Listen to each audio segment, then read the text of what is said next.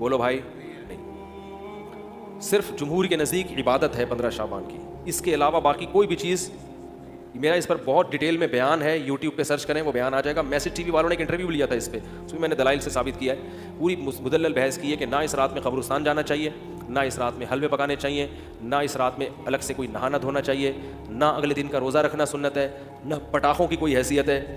سمجھ رہے ہو؟ اب مجھے پتہ ہے جو گالیاں آنے والی ہیں یوٹیوب پہ, چلو کوئی بات نہیں, اس کو بھی انجوائے کرتے ہیں. تو صرف ایک چیز ہے وہ, اور نہ اس رات میں تقدیر کے صاف ہے قرآن میں کہ وہ لیلۃ القدر میں ہوتے ہیں.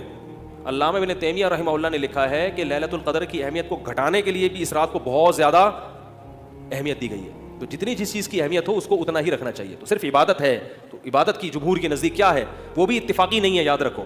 جمہور کا مذہب بہرحال یہی ہے کہ اس رات کو عبادت کرنی چاہیے, اس کی فضیلت دوسری راتوں کی نسبت زیادہ ہے. آج کسی صاحب کا فون آیا کہ ہماری والدہ کا معمول رہا ہے اس رات کو دیگیں پکا کے تقسیم کرنے کا.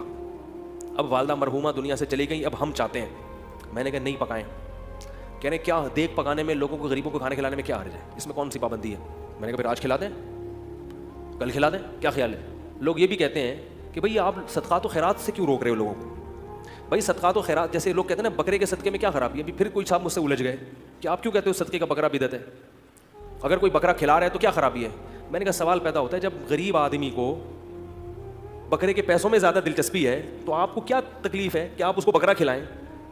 اس کا مطلب آپ بکرے کو کیا سمجھ رہے ہو, الگ سے کوئی فضیلت سمجھ رہے ہو بکرے میں. شریعت میں جس چیز کی الگ سے کوئی فضیلت نہ ہو اس کو الگ سے پروٹوکول دینا یہ بدعت ہے یا نہیں ہے؟ غریب آدمی کو کہہ رہے ہیں یار 20,000 کا بکرا لے کے دے دیا تم نے مجھے, تو مجھے 20,000 روپے دے دیتے. اگر آپ کہتے ہو اس کے کھانے کی حاجت ہے تو راشن ڈلوا دو. 20,000 میں جو راشن ہے, بکرا ایک ٹائم پہ ختم ہو جائے گا, 2 دن چلے گا, اور راشن پورے سال. اس کا مطلب یہ ہے کہ بکرا مقصد ہے آپ کا, بکرے کا لیبل لگایا جا رہا ہے, صدقے کا لیبل لگایا جا رہا ہے, مقصد کیا ہے؟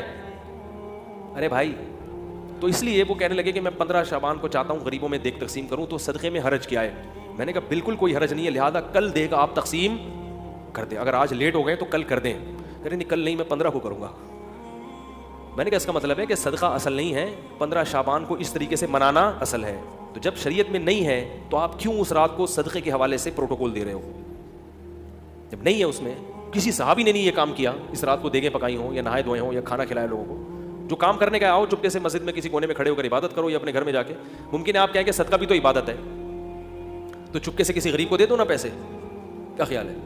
جتنے پیسے دیگ میں خرچ ہوں گے تو بھائی چپکے سے کسی غریب کو جا کے دے دو. تو تہواروں میں کھلایا پلایا جاتا ہے, میں نے کہا عید کے دن کھلائیں آپ لوگوں کو.